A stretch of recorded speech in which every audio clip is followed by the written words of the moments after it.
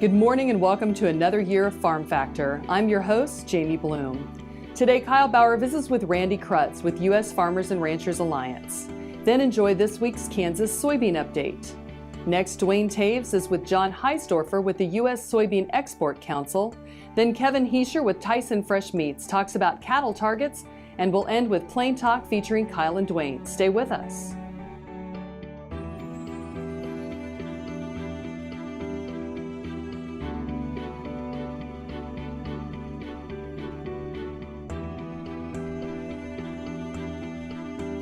Closed captioning brought to you by Ag Promo Source. Together we grow.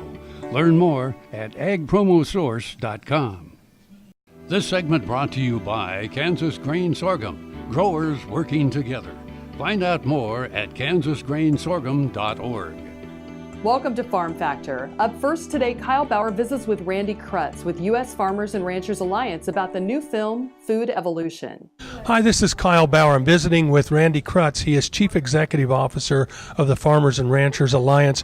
Randy, right now there's a film going around called Food Evolution, and it's getting really quite a lot of play.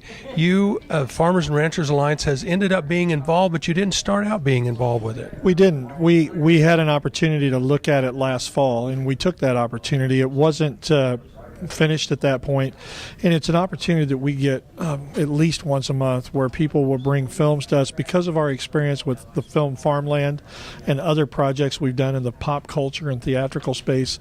We get a lot of folks that want us involved and oftentimes want some help funding something, and sometimes that's the end of the conversation, right? This particular film tweaked us just a little bit to the point that when it was, we asked to see it when it was completed.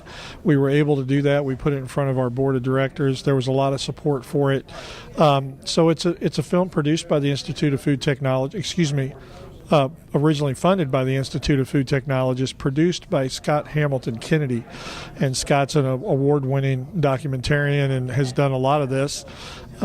He has created something pretty special here, from something that it changes people's minds and maybe hearts and minds about GMOs, and taking a reflective look at how the science has played out in this arena.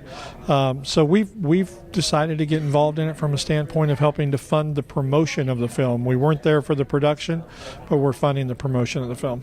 Well, I did have an opportunity to see it a few months ago, and it really took his evolution in his thought on GMOs and took him 180 degrees. It did. He self-admits that when he started this process, he was not in favor of GMOs. He'll also tell you he didn't necessarily understand them, but his corner of the world, he's from Los Angeles, it wasn't surprising at all that he had the opinions that he had. So what is your plan as promoting the film? How does your involvement continue? So we want to do a lot of social promotion. It's on Hulu right now. We want to make sure that people know that. It's on Amazon and iTunes, and we're doing a lot of social advertising in that arena. We want to get it on college campuses, and so we've started down that path. It's been at Madison in Wisconsin. We're going to Vanderbilt. We're going to 30 other universities throughout this year to make sure that we're not necessarily on ag school campuses. That's not where we want to be with this. In fact, that will happen without us, right?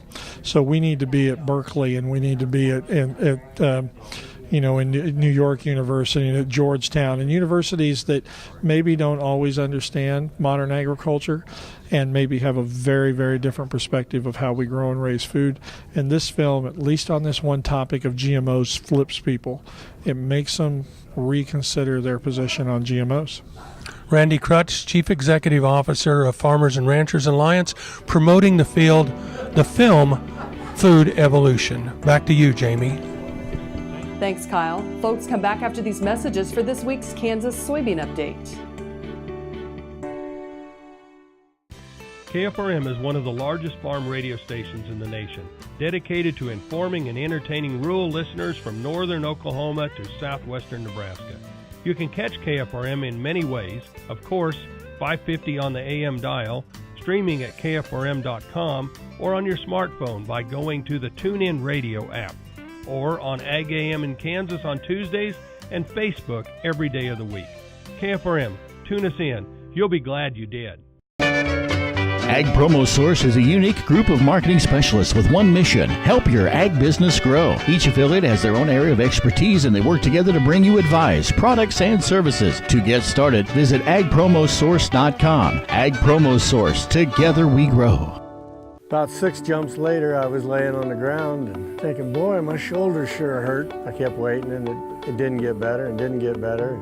I'd heard about Kansas Regenerative Medicine Center on the radio. Got down there at 8 o'clock in the morning, and by 11:30 the procedure was all over, and it just kept getting better and better. And within 6 weeks, I was back digging post holes and doing the other hard work that I'd been doing before the accident. And I'm really pleased. It's really worked out well for me.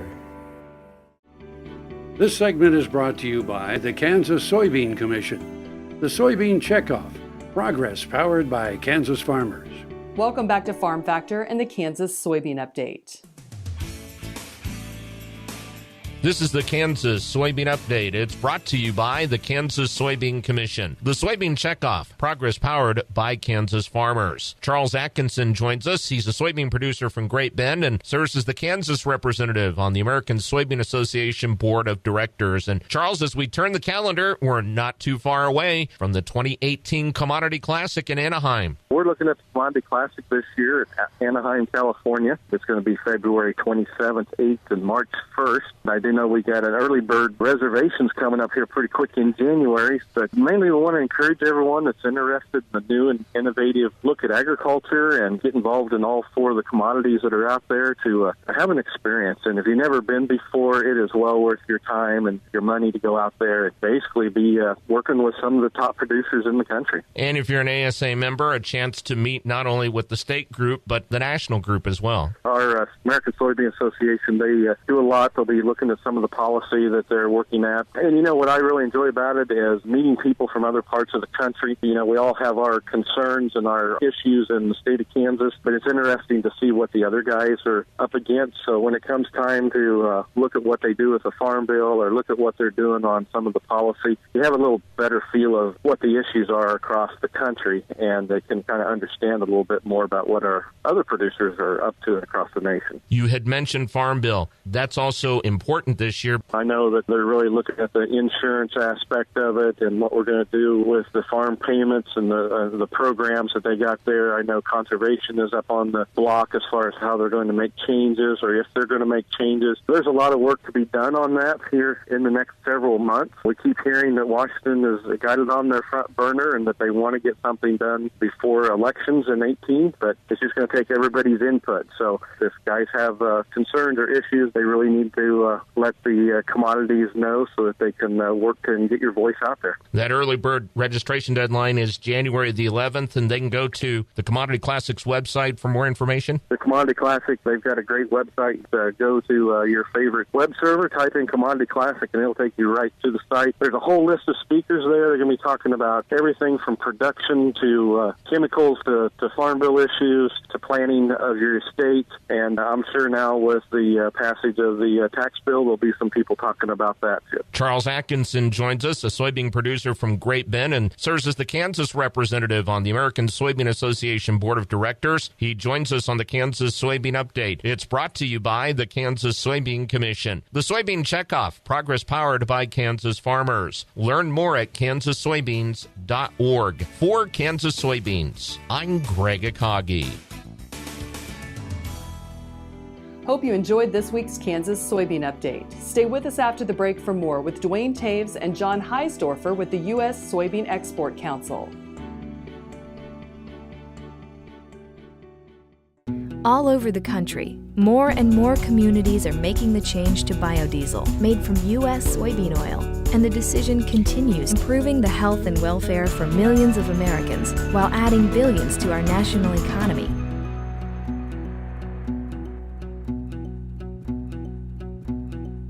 What does a brighter, more sustainable future look like in our cities and towns, and how do we get there? When New York needed an alternative fuel source to reduce carbon emissions, the city found what it needed in biodiesel made from U.S. soybean oil.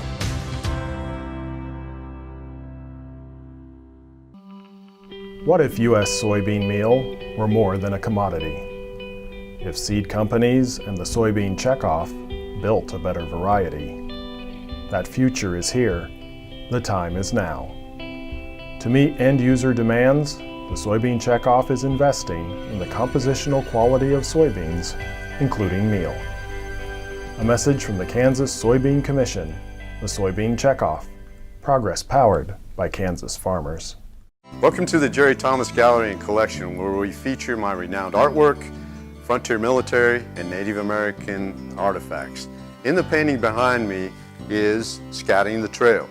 Two scouts overlook the Smoky Hill River Valley just north of the famous Monument Rocks, which are internationally renowned, as a column of 7th Cavalry parade north of the river. On this point, two scouts rode in a circle, and there were 18 cartridges found up there, and that meant that they usually were warning of impending danger and firing off their weapons.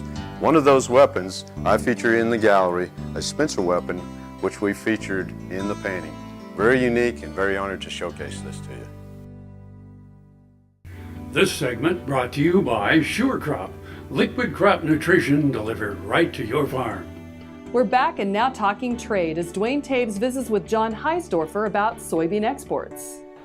Dwayne Taves joining you once again here on Ag AM in Kansas, and a chance to catch up with John Heisdorfer with the United Soybean Export Council. John, talk a little bit about what that organization does, the general mission of trying to move product overseas. Well, our biggest thing is to make a preference for U.S. soybeans.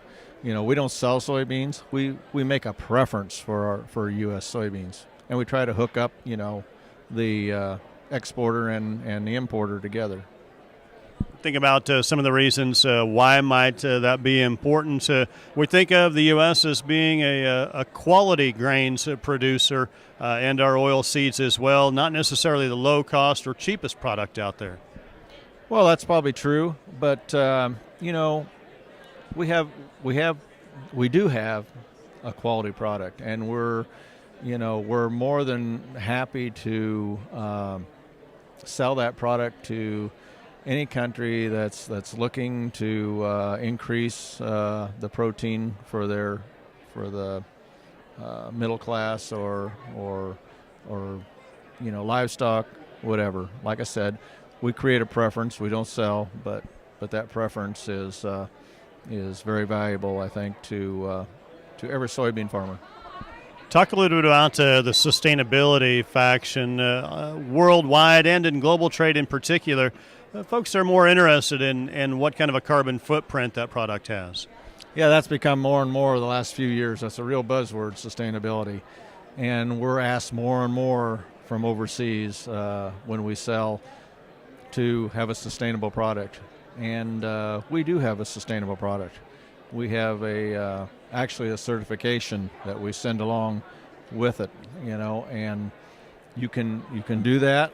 They can do that online, get these beans certified with you know, a certification letter coming with them, and when their folks are asking them, are these certified beans, they can say, yes, here it is, we got them for sale, go ahead. Other issues that the Export Council deals with really on behalf of the industry? Well, we've also trying to, besides a preference, there's also a soybean seal that we've started in several countries, and they're put it on their products that you know, it's guaranteed soybean U.S. sustainability. You know, that seal it's goes on products in the grocery market, so folks when they go there can see it's like, you know. It's like when you go and look for something and it says certified by so-and-so. So, checking for that soybean seal, it's John Heisdorfer with the United States Soybean Export Council joining us on Ag AM in Kansas. Jamie, we'll send it back to you. Thanks, Dwayne. Come back after this break for Senior Vice President of Tyson Fresh Meats, Kevin Heischer. Tarwater Farm and Home has been family owned and operated since its beginning in 1978. What you need for farm and agriculture, lawn and garden, clothing and footwear, and so much more. You'll be surprised at what you'll find in this huge store. They have what you need and lots of it. So come take a look. you'll discover that customer service is first and foremost. Always has been with the Tarwaters. Tarwater Farm and Home, 4107 North Topeka Boulevard. The new Better Horses Network is worldwide, presented by Lucas Oil, featuring worldwide radio and TV with iconic hosts like Al Dunning, Sharon Camarillo, Ernie Rodina, Lindy Birch, and Craig Cameron. With American Cowboy, Horse and Rider, Brushy Creek, Cavenders, and Ride TV. Worldwide radio and TV, the all-new Better Horses Network. Soil is the life of a farm, and for 25 years, SureCrop Liquid Crop Nutrition has helped growers produce abundant quality crops while preserving and improving the soils they steward. SureCrop offers complete soil and plant analysis with cropping recommendations, delivery direct to your on-farm storage, and quality crop nutrition custom blended for your field. Choose SureCrop for the assurance of excellence for your soil. Call today or visit their website for more information.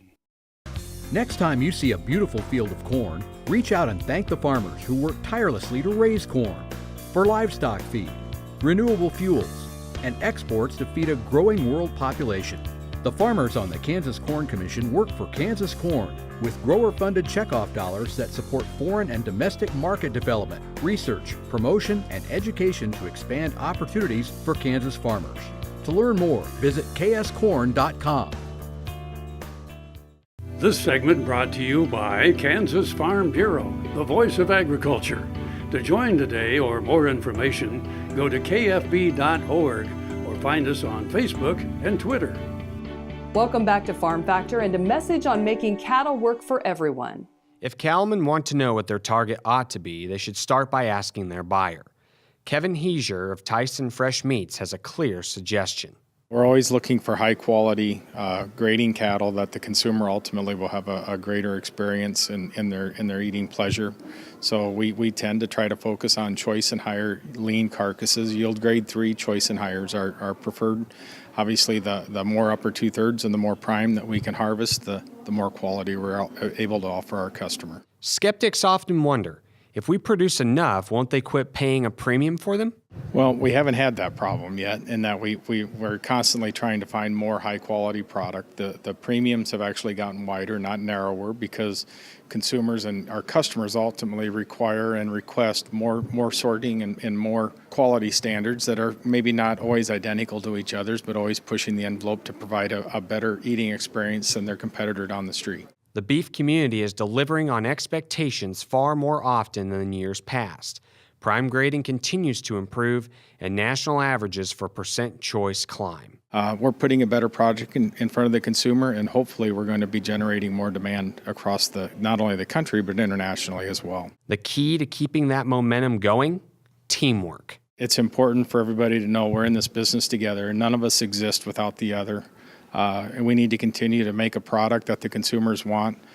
Whether we start at the ranch and we end at the consumer, we all have to be driving in the direction that it enhances the demand for our product. And we need to recognize that we're going to get a lot further working together. And we need the producers, and they need us, and we need the customer. A solid equation for bringing more dollars into the beef business. I'm Clint Mefford. Stay with us. We'll be back after the break with Plain Talk.